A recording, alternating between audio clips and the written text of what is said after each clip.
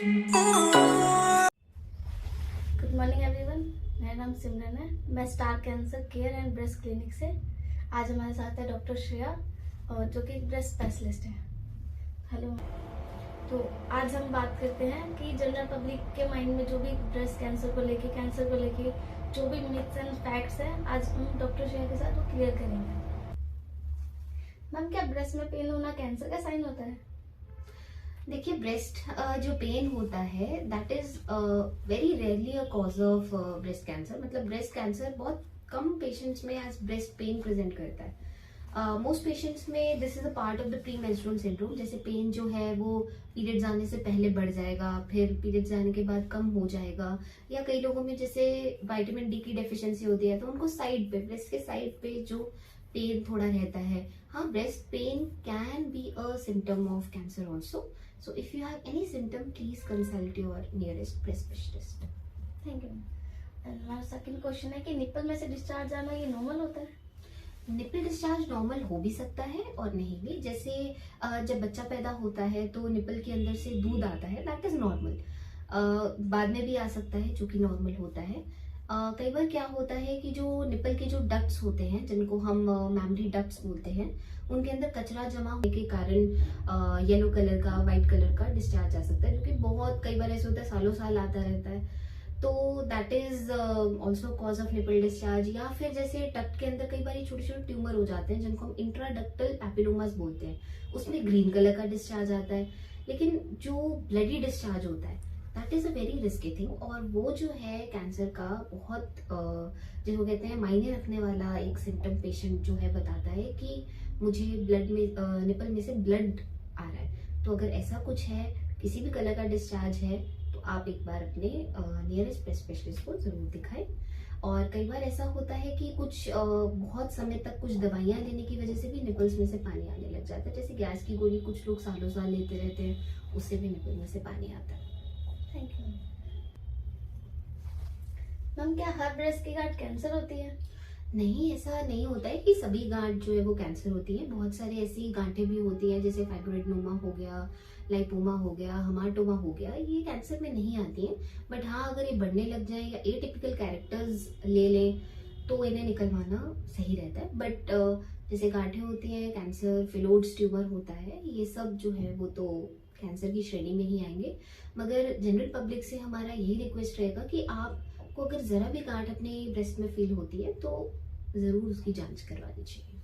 Thank you. है कि आपके पास कोई भी अगर कैंसर के लिए पेशेंट आता है तो आप उनसे उनकी फैमिली हिस्ट्री पूछते हो, तो क्या ये फैमिली मेंबर्स के छूने से फैलता है? देखिए, ये बहुत बड़ा मिथ है कि जब हम फैमिली हिस्ट्री पूछते हैं, आप किसी भी कैंसर स्पेशलिस्ट के पास जाएंगे तो वो फैमिली हिस्ट्री पूछते हैं, तो पेशेंट को लगता है कि मेरे फैमिली मेंबर्स के छूने से ये बीमारी तो नहीं फैल जाएगी। वो अपनी फैमिली से कांटेक्ट दूर करने लगते हैं। और बट द थिंग इज कि ये जो फैमिली हिस्ट्री हम पूछते हैं वो इसलिए नहीं पूछते कि हाँ ये बीमारी छुआछूत की है। No, not at all. Cancer छूने से कभी नहीं फैलता है, बल्कि हम इसलिए पूछते हैं क्योंकि बहुत सारे कैंसर्स जो है वो इस तरीके के होते हैं जिनको हम बोलते हैं अनुवांशिक, जो कि डिजीज जो है वो जेनेटिक होता है। मतलब जनरेशन, पीढ़ी दर पीढ़ी जो है वो आपकी फैमिली में चल रहा है, कब से है। जैसे हम हिस्ट्री पूछते हैं कि आपकी बुआ को, आपकी मासी को, उनके बच्चों में, आपके मामा में कुछ ऐसी बीमारी, कोई कैंसर की बीमारी, फॉर एग्जाम्पल ब्रेस्ट कैंसर है, कोलन का कैंसर है, प्रोस्टेट का कैंसर है, ओवरी का कैंसर है, तो ये कुछ अनुवांशिक कैंसर है। इनको पूछने के लिए हम फैमिली हिस्ट्री पूछते हैं, ना कि छुआछूत बिल्कुल भी नहीं है कैंसर। ये अपने मन से निकाल दीजिए। Thank you. हमारा फिफ्थ क्वेश्चन है कि जब पेशेंट को ये डायग्नोसिस हो जाता है कि वो कैंसर से पीड़ित है, तो पेशेंट बहुत ज़्यादा होपलेस हो जाता है। ही वाज थॉट कि अब उसके पास ज़्यादा टाइम नहीं है, लास्ट स्टेज चल रही है। होपलेस होने की जरूरत बिल्कुल भी नहीं होती है, बिकॉज हाँ, मैं मानती हूँ कि कुछ डेकेड्स पहले कैंसर में इतनी ज्यादा रिसर्च नहीं हुई थी, कैंसर का इतना अच्छा इलाज नहीं था जितना कि आज है। ब्रेस्ट कैंसर जैसी बीमारी तो पूर्णतः, मतलब जिसको कहते हैं 100% क्योरेबल हो चुका है आज के टाइम पे। तो होपलेस होने की जरूरत नहीं है। आपको कुछ भी सिम्टम अगर दिखता है तो rather than going into, some people go into alternative medicine, naturopathies कर रहे हैं, खुद ही घर पे फल फ्रूट खा के सोच रहे हैं कि हम इसे हरा देंगे, लेकिन नो, कैंसर इतनी इजीली हारने वाली चीज नहीं है। कि अपने नियरेस्ट कैंसर स्पेशलिस्ट को जरूर कंसल्ट करें अगर आपको कुछ भी सिम्टम लग रहा है।